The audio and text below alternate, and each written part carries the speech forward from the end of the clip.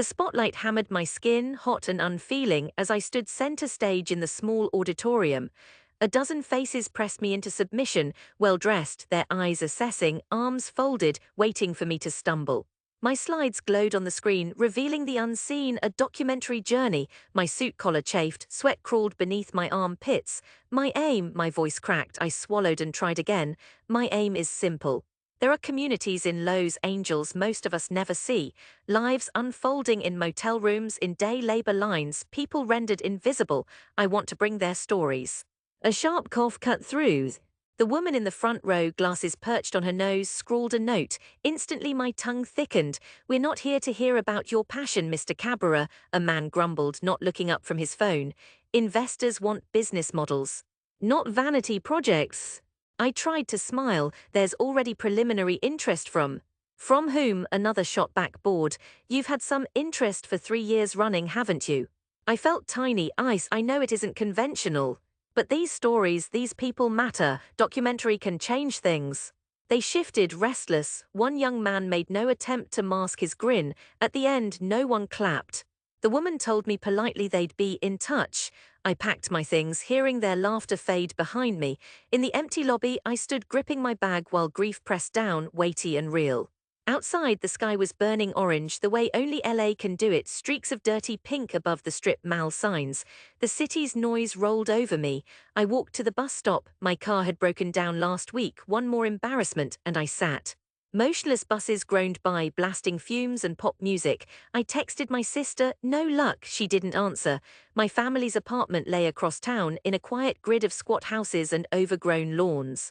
As I entered, the TV blared a sitcom laugh track.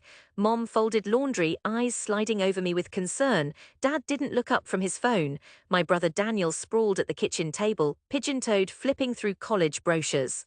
He raised one eyebrow. "So you get the money or what?" I shrugged. "Not this time." "No shock there," he muttered, pushing a plate toward me. "Tamales cold. Why not just get a normal job? There's construction down the street." "Leo said they're hiring." I forced a laugh. "I can't build anything, not like you." "Yeah, but at least I know it pays." Mom glanced up, tone gentle but weary. "Mijo, you've been at this a long time, you're talented. But sometimes life isn't dreams, it's to help pay the rent." I flinched, ashamed at the old note of resentment. "I just need more time. The stories I'm following aren't done. I have to finish them." Dad walked out, coffee mug clutched like armor. "Always telling stories," he called, softer than before but still faintly mocking. "When will you live one?" I ate in silence, hands shaking. In my small room, I scrolled through film festival sites, reviewing anonymous rejection emails. Twice I pressed my hand to my chest, unable to breathe, listening to the rough shouts of neighbors from the open window. I wanted to scream or cry or run until my legs gave out, but I slept instead, hugging failure tight.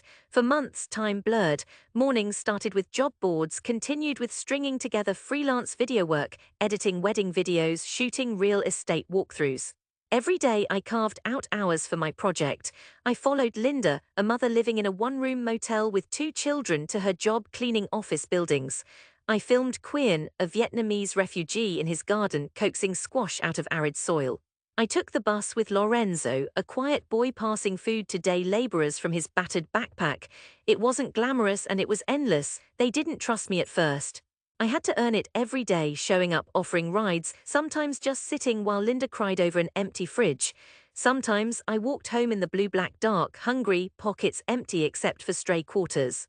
My parents saw the footage once and clicked their tongues. "Sad people, we have enough sadness here," Dad said. My cousins laughed at Thanksgiving, mimicking my camera stance for the family. "Hey, Tomas, shooting the big exposé." "Who'll watch anyway?" Daniel took a shaky video on his phone of everyone laughing and showed it to me constantly, a meta joke. Each time I heard their voices, I watched my dream shrink, harden into something old and embarrassing. But every time I saw Linda cook eggs for her kids with a trembling hand or watched Quyen offer basil to a neighbor, I remembered why I was doing it. I could see them in color, even if no one else did. One night Linda told me, "You must be crazy to keep coming back. Why do you care?" I tried to answer but choked up. "Because you matter," I whispered. The words sounded feeble in the musty air. A year passed, my hair grew long and messy. My footage piled up over 300 hours. Netflix rejected my query, so did PBS and Hulu. I took the tapes to small festivals, no bites. I thought of quitting every week. But there was one final festival, the Los Angeles Documentary Summit. The entry fee was the last money from my savings. My mother shook her head quietly as I filled out the form, dreading the inevitable fallout. The day before the festival, Mom offered me $20 quietly, a peace offering. Good luck, she said. She looked like she wanted to say more but didn't. I went to the theater by myself, the metro hissing along broken tracks, my bag heavy with hard drives. A judge gave my pitch a perfunctory listen, scanned my trailer, then shrugged. It's not bad, he said, but it's small, we'll let you know.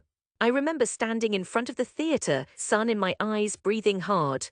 I told myself it was over. I should call Linda, apologizing for dragging her through so much. I could already see my family's faces, but a week later I got the call. The festival programming director loved the story, wanted to premiere it. You found something honest, she said. We want to show it. Stunned, I thanked her. When I hung up, I sat in the same spot as after my pitch flop a year before, but this time grief didn't choke me.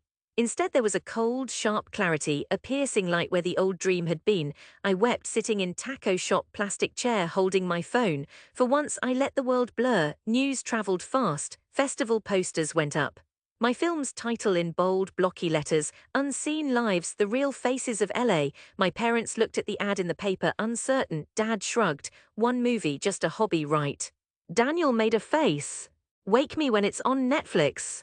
At the premiere, I wore my only suit. The old auditorium had been remade, blue uplighting carved out shadows on the walls, and rows of seats filled with strangers and press. A screen as tall as a house hung before us. Linda, in a borrowed dress, squeezed my hand. Quinn sat straight, eyes shimmering, holding his granddaughter's shoulder. Before the film, I stepped up to a smaller stage, different from my investor pitch, but no less terrifying. I saw my family in a middle row, so out of place, Mom clutching Dad's arm, Daniel slouched with his phone. My aunts and uncles crowded beside them, whispering to one another. I cleared my throat. Thank you for coming. This film isn't about solutions or heroes. It's about seeing, really seeing, the people we ignore. I hope you feel for a little while what I feel for them, their dignity, their struggle, their hope. Thank you. The lights dimmed. For over an hour, my city filled the dark, motels glowing in neon, mothers tucking in sleepy children, queer kneeling in dry soil, laughter and tears flickering just above their heads. I heard sobs. I saw people lean forward, hands pressed to lips.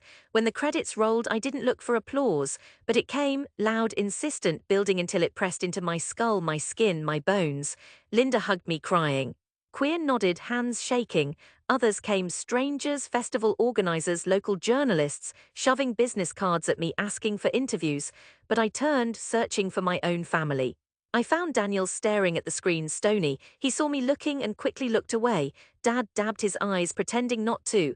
Mom came forward, her hand trembling, her face wrecked in pride and grief.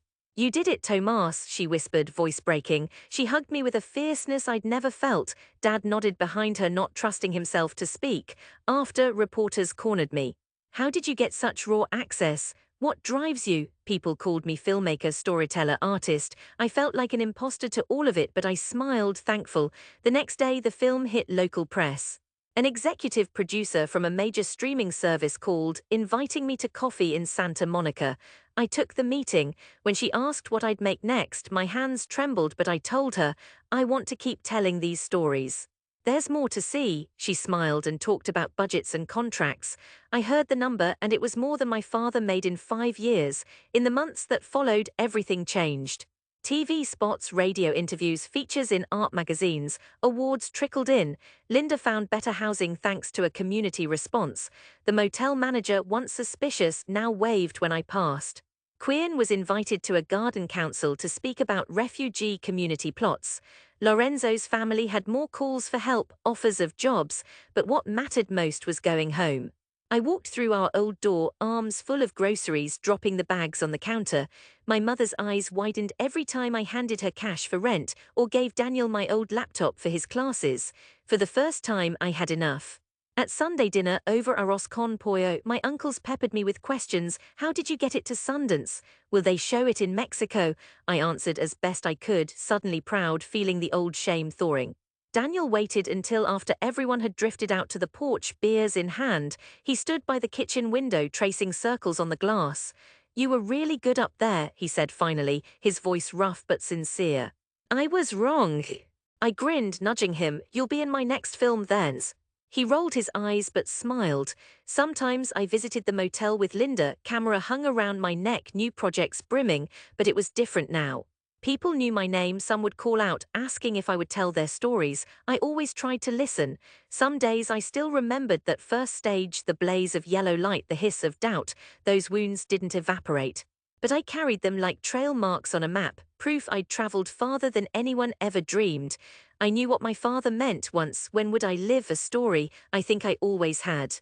In the quiet moments, walking alone at sundown or watching the sky flare above the city or listening to Linda's kids giggle in their new kitchen, I saw the truth gleaming. The struggle wasn't separate from the life. The loneliness, the hunger, the humiliation, even the grudging laughter, they belonged with the success. One didn't happen without the other. Years later, when the film took a national prize, I invited my family to the ceremony.